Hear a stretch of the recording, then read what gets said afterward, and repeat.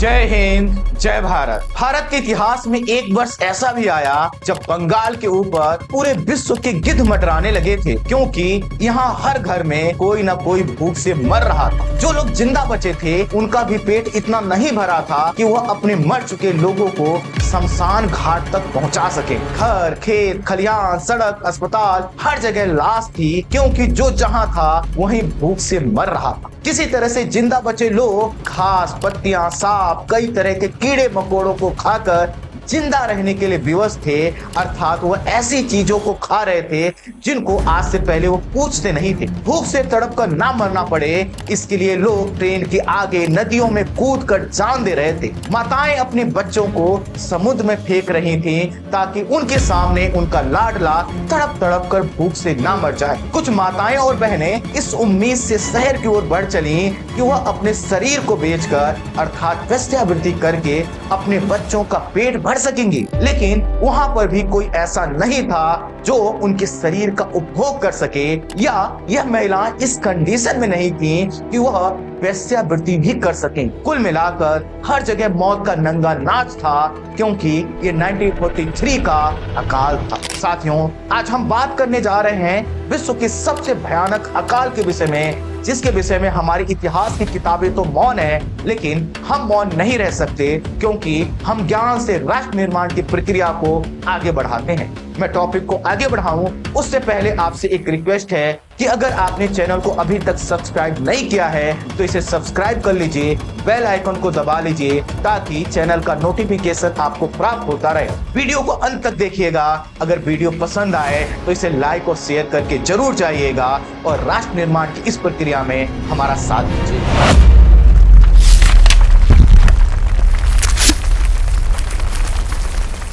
दोस्तों, ये घटना है 1943 में आए बंगाल के अकाल की, जिसमें ब्रिटिश सरकारी रिकॉर्ड्स के मुताबिक ही 20 लाख लोग मरे। दरअसल ब्रिटिश सरकार ये नहीं चाहती थी कि उसकी काली करतूत दुनिया के सामने आए, इसी के कारण उसने मौतों की संख्या को कम करके बताया। अदरवाइज यहाँ पर मरने वाले लोगों की संख्या कई स्रोतों के अनुसार 40 लाख से ज्यादा थी। केवल 30 लाख लोगों की मौत तो बंगाल में हुई थी। बिहार और उड़ीसा में मरने वाले लोगों की संख्या इसमें शामिल नहीं है। अर्थात 40 लाख से अधिक लोग क्यों मर गए? इन मौतों का क्या कारण था? आपके जहन में एक प्रश्न जरूर आ रहा होगा। हम सोच सकते हैं कि कोई प्राकृतिक आपदा आई होगी और भगवान की मर्जी रही होगी, हम इसमें क्या ही कर सकते हैं, या सरकार क्या कर सकती थी। नहीं दोस्तों, ऐसा नहीं था। आइए आपको इस आपदा के एक एक कारणों को बताते हैं और समझाने का प्रयास करते हैं कि यह आपदा मानव निर्मित थी, न कि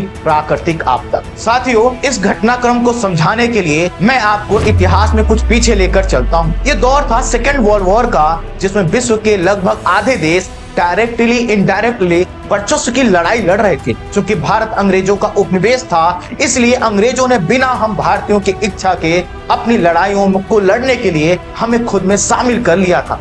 तो ही भारत में कांग्रेस ने अंग्रेजों को भगाने के लिए 1942 में भारत छोड़ो आंदोलन का बिगुल फूंक दिया था, जिसमें कांग्रेस के बड़े नेता गिरफ्तार करके जेल में भेज दिए गए थे। अर्थात अंग्रेजों की नीतियों का विरोध करने वाला बाहर कोई नहीं था। प्रेस पर सेंसरशिप ला दी गई थी ताकि देश के अंदर घटित हो रही घटनाएं सभी के सामने ना आ सके। मैंने अभी कई बार अकाल शब्द का प्रयोग किया, तो आपको लग रहा होगा कोई प्राकृतिक आपदा आई होगी, अनाज का उत्पादन कम हुआ होगा, सेकेंड वर्ल्ड वॉर का टाइम था और सरकार भी थोड़ी सुस्त थी, इसके वजह से हो सकता है कुछ लोग मर गए हों, लेकिन ऐसा नहीं है। हालांकि उस समय के ब्रिटिश सरकार ने ऐसा ही कुछ बताने का प्रयास किया था, लेकिन सच्चाई कहां छुपने वाली थी। 1943 के शुरुआती महीनों में बंगाल यानी आज के भारत के वेस्ट बंगाल और वर्तमान बांग्लादेश के क्षेत्र में चक्रवात और भारी वर्षा के कारण कुछ फसल को नुकसान हुआ, लेकिन बाद में Nobel prize winner economist Amartya Sen ने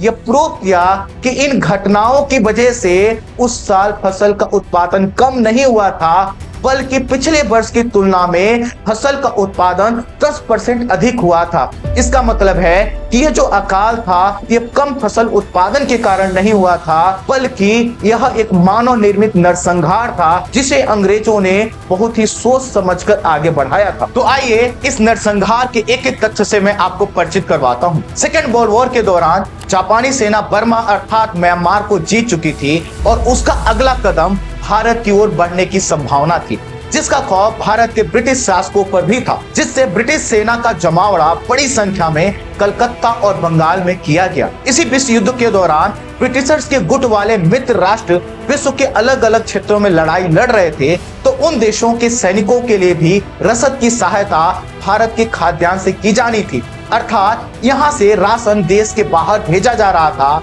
तो ब्रिटिशर्स की यह चिंता भी थी कि यदि जापानी अटैक हो तो बंगाल में मौजूद ब्रिटिश सैनिकों को रसद की कमी ना हो, इसलिए अंग्रेजों ने अपने लिए बड़ी मात्रा में अनाज को वहीं बंगाल और कलकत्ता में एकत्रित किया। अंग्रेजों का मानना था कि यदि जापानी सेना बंगाल पहुंचे तो बंगाल के इंटीरियर इलाकों में जापानी सैनिकों को खाद्यान्न न मिल पाए, इसलिए अंग्रेज सैनिकों ने गांव-गांव जाकर घर घर से थोड़ा बहुत जो भी स्टोर के रूप में गेहूं चावल रखा गया था उसको जब्त कर लिया और शहरी इलाकों के छावनियों में इसको स्टोर किया जहां पर अंग्रेजों की उपस्थिति थी। तो साथियों, इससे यह स्पष्ट हो जाना चाहिए कि बंगाल की अकाल का संबंध कम उत्पादन से नहीं था, बल्कि अंग्रेजों की गलत नीतियों की वजह से था, अर्थात उन्होंने बड़ी मात्रा में बंगाल के अनाज को अपनी छावनियों में, अपने सिविल लाइंस में अपने लिए एकत्रित किया था। देश से बाहर बड़ी मात्रा में अनाज को भेजा था ताकि ब्रिटिश सैनिक भारतीयों के अनाज को खाकर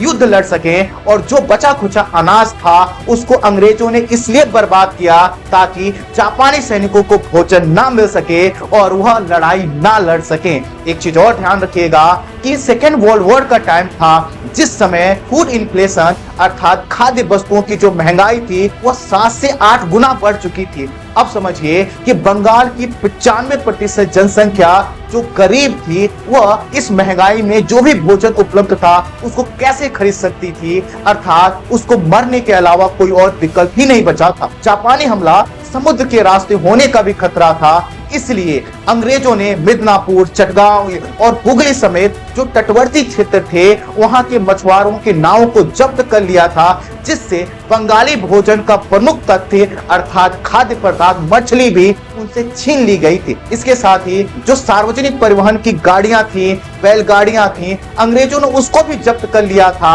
जिससे फूड सप्लाई चेन जो है कि पूरी तरह से डिस्टर्ब हो गई थी। उस काल में बंगाल एरिया खाद्यान्न के मामले में आत्मनिर्भर भी नहीं था और वो बर्मा से आने वाले चावल पर भी निर्भर था, लेकिन अंग्रेजों ने जिस तरह की पॉलिसी अपनाई, जिस तरह से परिवहन को नष्ट किया, जिस तरह से सार्वजनिक विकल्प के जो साधन थे उसको जब्त कर लिया और बर्मा से आने वाले सभी प्रकार के खाद्यान्नों पर रोक लगा दी, स्वाभाविक था अकाल की इस कंडीशन तो उत्पन्न होने वाली ही थी। कुल मिलाकर इन सभी परिस्थितियों ने बंगाल में खाद्य आपूर्ति का संकट पैदा कर दिया, अर्थात ये गवर्नमेंट की रॉन्ग पॉलिसी और लापरवाही का देन था अकाल, ना कि कुछ और। उस वक्त ब्रिटेन के पीएम विंस्टन चर्चिल थे जो इंडियंस को खराब नस्ल का मानता था। बंगाल फूड की कमी की खबर जब चर्चिल को दी गई तो उसने कहा खरगोश की तरह बच्चा पैदा करने वाले इंडियंस ही इस अकाल के लिए जिम्मेदार हैं। जब यूएसए और कनाडा ने इमरजेंसी फूड सप्लाई सहायता देने का प्रस्ताव ब्रिटिश पीएम को दिया तो चर्चिल ने इसे भी ठुकरा दिया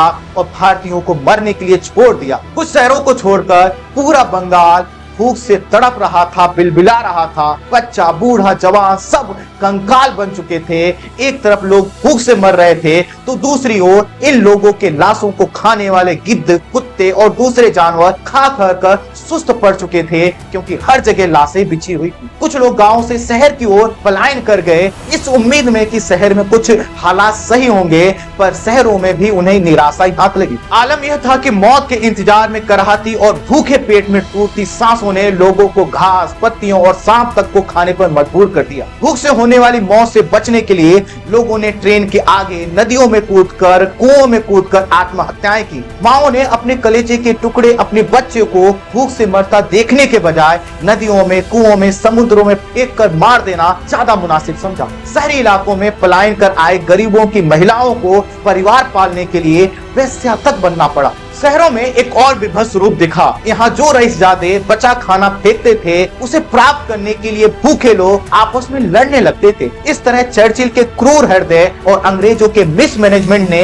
लाखों लोगों को काल के गाल में भेज दिया। ये तो कारण और परिणाम थे, पर आपके दिमाग में एक प्रश्न आ रहा होगा कि इस समय देश के प्रमुख लीडर आखिर क्या कर रहे थे। गांधी जी, नेहरू जी, प्रमुख कांग्रेस नेता अगस्त 1942 में ही जेल में भेज दिए गए थे और न्यूज़पेपर पर सेंसरशिप होने के कारण पॉलिटिकल न्यूज संभवतः इन नेताओं तक नहीं पहुंच पाई होगी, और पहुंची भी होगी तो शायद जेल के अंदर रहकर ये कुछ कर पाने में समर्थ ना होंगे। एक अचंभे की बात यह है कि कम्युनिस्ट नेता जो 1920 से 1945 के दौर तक हर जगह किसान और मजदूरों के हिमायती बनकर खड़े थे, वो जेल में नहीं थे, लेकिन उन लोगों ने भी बहुत प्रभावी प्रयास नहीं किया। सुभाष चंद्र बोस चूंकि जापानी गुट से जुड़ चुके थे, तो सुभाष चंद्र बोस ने जापान की सहायता से म्यांमार से बंगाल के लिए चावल भेजने का प्रस्ताव दिया। उस समय की ब्रिटिश सरकार ने इस प्रस्ताव को ठुकरा दिया। हिंदू महासभा और श्यामा प्रसाद मुखर्जी जैसे कुछ हिंदूवादी नेता अकाल में राहत प्रदान करने का प्रयास जरूर कर रहे थे,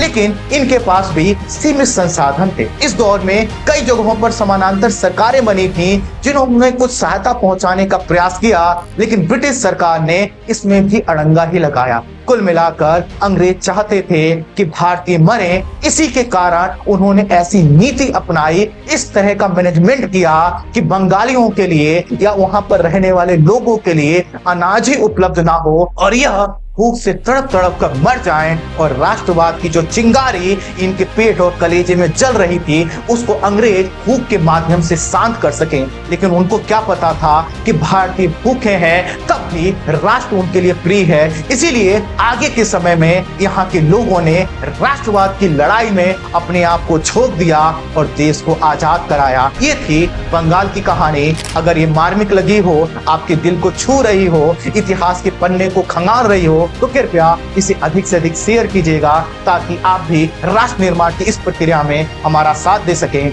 जय हिंद, जय भारत।